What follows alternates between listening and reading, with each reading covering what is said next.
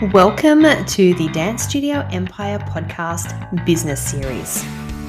This podcast is about building your studio empire, whatever that is for you, whether you're just getting started or striving to hit the elusive $1 million mark. This business series will give you the confidence and know-how you need to transform your studio and give you the business you've always wanted. So sit back and get ready to build your dance studio empire. Hello, studio owners, and welcome back to this week's episode. Now, I just felt it appropriate as we move closer towards the end of the year. I always find it a good time to evaluate the year that has been and set my goals or intentions, whatever you want to call it, because you don't have to give it a label if you don't want to. But just give something to give you general direction as you head into a new year. Okay, whatever you want to call it, that's fine. And so that's why I thought this episode I would talk to you about how to prepare to set your New Year's goals for success. So different from setting the goals, but I believe that there should be some thought and some preparation before you set those goals. For me personally, I like going through this process before Christmas. It just gives me a feeling of completion, and then I can enjoy that break between Christmas and New Year's. Otherwise, I'm quite distracted, thinking about, it's almost like unfinished business for me. But look, each to their own, but this is just what I personally do. I also just love the feeling of direction it gives me then as January starts. And then I don't look at it as another task on my to-do list to do in January. Now, I know some people that get to that break in January and that's where they actually hone in and focus in on their goals. And that's absolutely great. If you can do that, that's fantastic. For me, this is how I like to do it. And it's all mind games for me. This is what's worked for me. And to be honest, I've only gotten better at setting goals in the last couple of years. I actually used to feel so overwhelmed with how easy people made it look. And yet I used to just find it quite confusing or overwhelming. I couldn't quite work out how I was supposed to do it. But then one year I was working with my coach and together we simplified the process. So she worked with me and how I think and simplify the process. And so now it's not only simple, but it's actually quite fun and practical. And it really enables me to get that work-life blend that I want for me and my life, obviously both with work and my family. And, that's what's important to me. So I can now do that, but I figure I can share that with you and maybe that might work for you as well. I also do want to mention, though, on a side note, the last couple of years, I actually haven't been able to do this process properly. And I guess it's just because of how crazy the world was. And when I sat back to think about why that might have been, like why have I been unable to do this?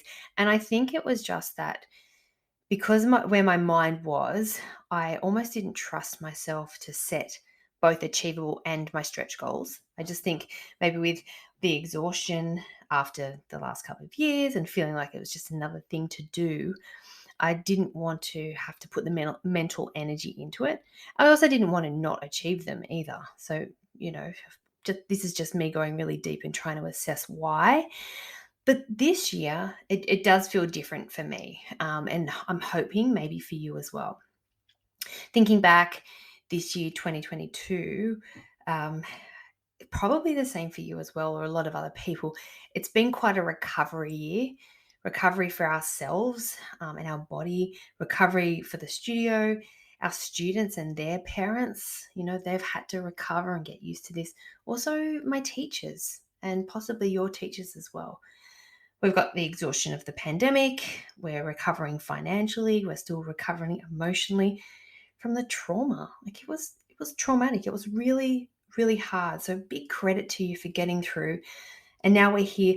Hopefully you feel like you're ready to turn a corner if you're like me. If not, you might need to take a bit more time to recover. Just be gentle, listen to how your body feels.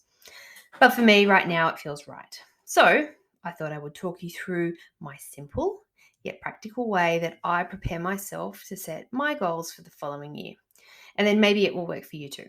Okay, first thing, I take some time to evaluate where and how my studio is now that the dancing is finished.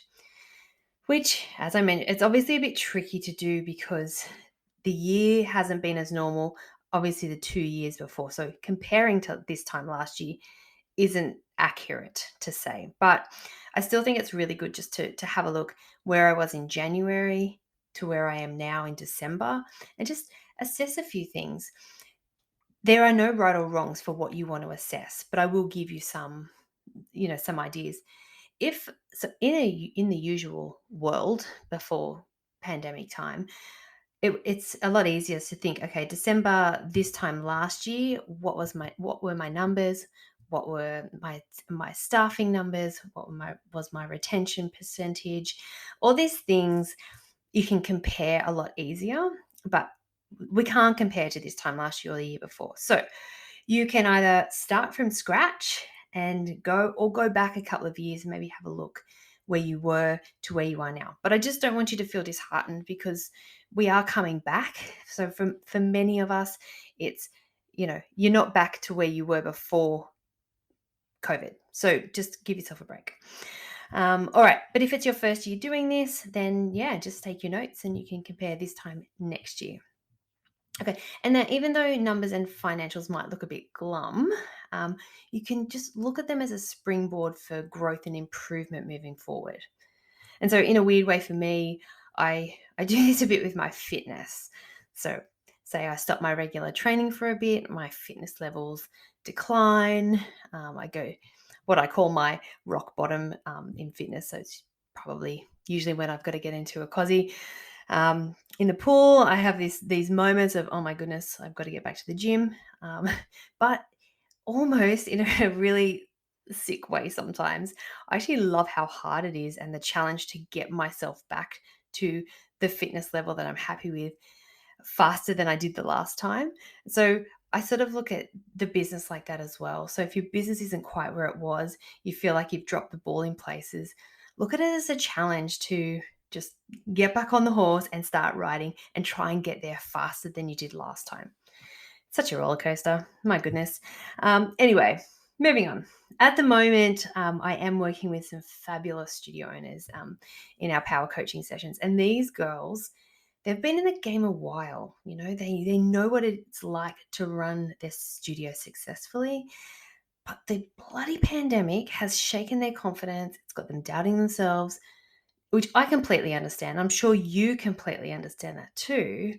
But in this 6 weeks together, we're back on track and they're smashing their goals for 2023. Oh, God, I love them. Their commitment, their resilience, their trust. So what I'm saying, it's possible. So even if you have been successful and you're not exactly where you are, you can get back there. I promise you. So maybe some things that you can note, things to keep track of, could be your current enrolled numbers. So by the end of your dance year, what's your current enrolled numbers? You can compare this to January when you first started, or sorry, Northern Hemisphere people, you can do your 12 months over your dance year, compare from when you start to where you finish. Have a look at those numbers. Has it increased? Has it decreased?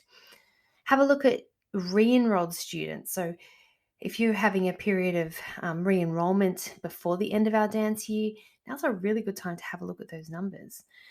Also, just on average, the number of students that have enrolled, by the end of your year. So we have a VIP period, but we also by the end of the year, I like to know what that percentage is because I can generally look at that number.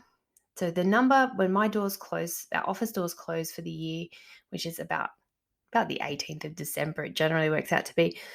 The number I have enrolled is generally 50% of my total enrollment numbers for the following year. And so that's just a really good guide. Has not been that for the past couple of years, obviously, but I'm going to be looking at that for this year, and I have a feeling that numbers are going to be right up, and I'm super excited. I'll be able to get exact numbers to you over the next couple of weeks anyway, because it's all, in real time. This is happening right now.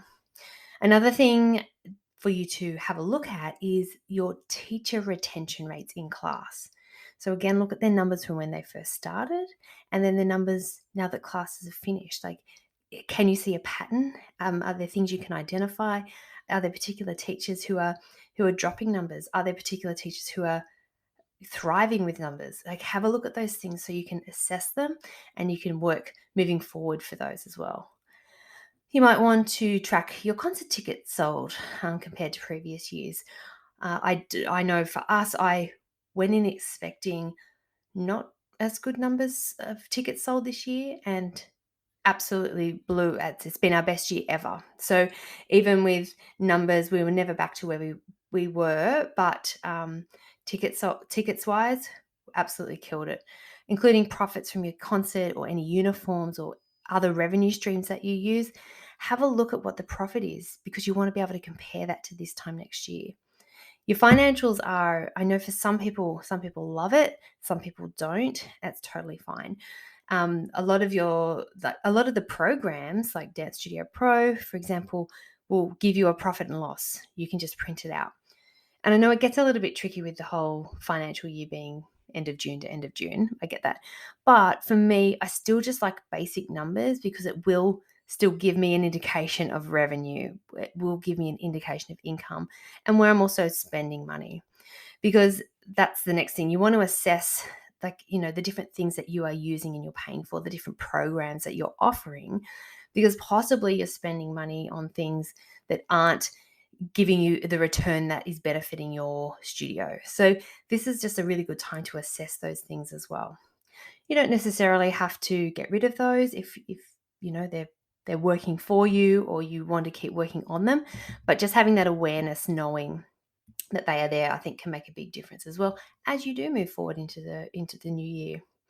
And so then with this knowledge, these numbers, these statistics, that's what I use then to plan for the following year, so moving forward. And so ask yourself, when you do this, is this still in alignment to what you really want? Are there ways you could be running things more efficiently? And in what areas of your business are you wanting to improve? So get a pen if you can, jot these things down, have a think about the things that show value to you. You can see the differences in your business, and then make a list of them so you can compare. Then make a list of all the things that you want to see changed, okay? And then make a list of the things that you would like to see implemented in the new year. And then once I have this list, it's then when you're able to piece together your plan moving forward. And so for me, because it's all out in front of me, it's a lot easier where I can then identify, okay, this is the area I want to work in. This is the area that needs improving. Then how can we go about that? And so it just, I don't know, it just all makes sense to me. Maybe for you too, I don't know. It doesn't matter. I just thought if I can share this and help at least one of you, then that's my day made. All right, I'm going to leave that there. So if you get a chance before Christmas, maybe it's during the period of Christmas, just to prepare to set your new goals for success for the new year, I highly recommend trying this, because it will make it a lot easier for you. Okay, I have a free training that is happening Thursday, the 8th of December. If you want to join, it's good. It's talking about taking your studio from 0 to 250 students and then beyond. It's going to be a good one. So links below if you want to join. Otherwise, I will see you next week. Have a good one. Hey studio owner, if you are ready to have classes so full you need a waitlist, an incredible team who are exceptional with your dancers, or simply generate more revenue for your studio, then I want to invite you to join Dance Business Academy. Now, whether you are just getting started or striving to hit the elusive $1 million mark, Dance Business Academy will give you the confidence and know-how you need to transform your studio and build your dance studio empire. Just send me an email to info@danceteachercentral.com and I'll send you through the details.